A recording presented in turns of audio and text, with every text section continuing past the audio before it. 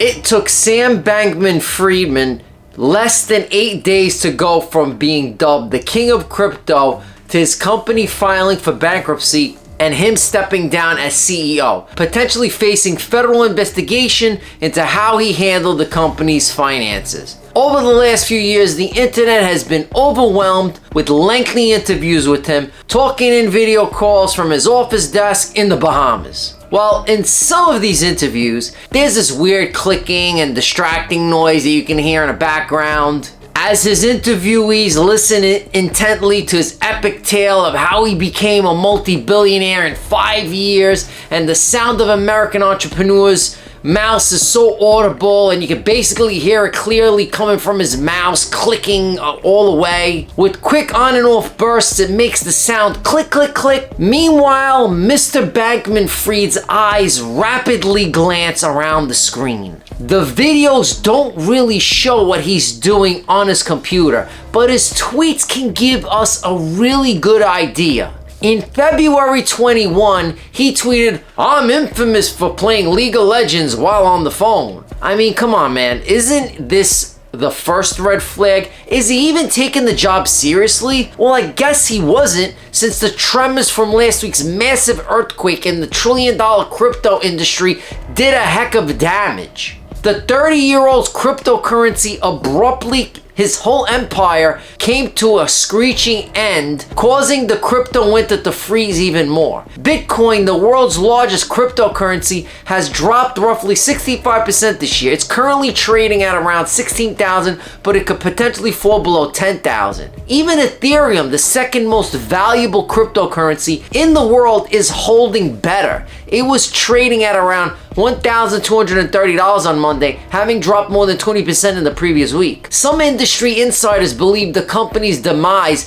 triggered a Lehman moment, referring to the investment bank's 2008 collapse, which, if we can remember, sent shockwaves around the world, tsunamis which are unstoppable. The incident has not only destroyed trust in the cryptocurrency industry, but it also has embodied global regulators to tighten the screws. Some of the industry's biggest names have said that they welcome the scrutiny if it helps restore trust in the industry. Binance had reached a tentative rescue agreement with FTX earlier last week, but the transaction fell through almost immediately. After declaring bankruptcy on Friday, FTX has continued its downward spiral. Another prominent industry figure has admitted to mishandling funds, further frightening investors. This is insane. Bahamas criminal investigations. Because FTX is located in Hong Kong to the Bahamas, last year, the former CEO Sam Bankman-Fried handling it as one of the few places to set up a comprehensive framework for crypto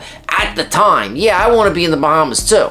The Bahamian authorities also on Sunday said that they were looking into potential criminal misconduct related to the company's demise, even though they got paid off. It's unclear which aspects of FTX rapidly collapse authorities are looking into. Bankman-Fried, the 30-year-old founder, was one of the faces of crypto industry, amassing a fortune worth $25 billion that he since vanished. He was regarded as the crypto's worldwide knight and previously intervened to help companies in distress following the collapse of the Terra USD stablecoin in May.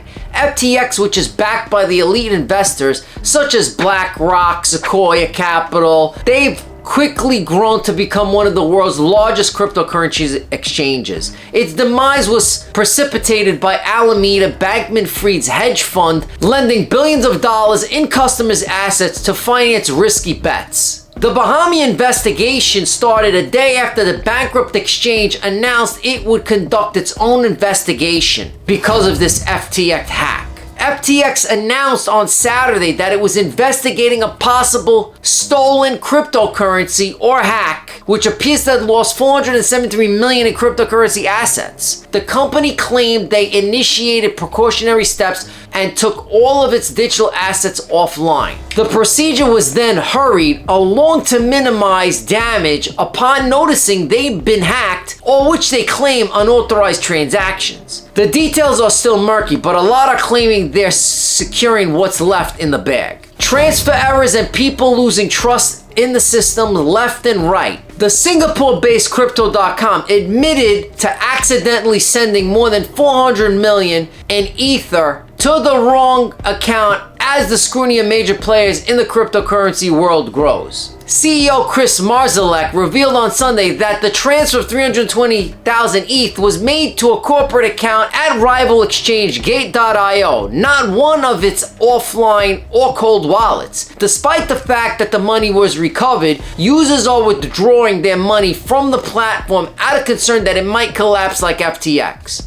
Of course, Marszalek got worried, and he wants to prove all the naysayers wrong with what they prove in the long run. He went on to say that they never took third-party risks, never ran a hedge fund, never traded customers' assets, and that their business model is completely different from FTX. In reality, if this had been all real money rather than crypto, Bankman-Fried would have been in prison long before he stepped down as CEO. But this is crypto. It's not regulated. That's why he's still running free today. Regulating the crypto industry won't be easy. The natural reaction is to adopt rules from conventional banking systems, but cryptocurrency exchanges function very, very different than banks. A bank moving customers' assets to make investments and earn returns is very common, but if cryptocurrency exchanges operate in the same way, it will almost certainly fail. It was shocking to see how quickly things fell apart, but if FTX and its charismatic leader can both fail, what else could fail next? I mean, seriously. Alright guys, thanks for watching my video. Give me a thumbs up and a comment down below, and I'll see you in the next video.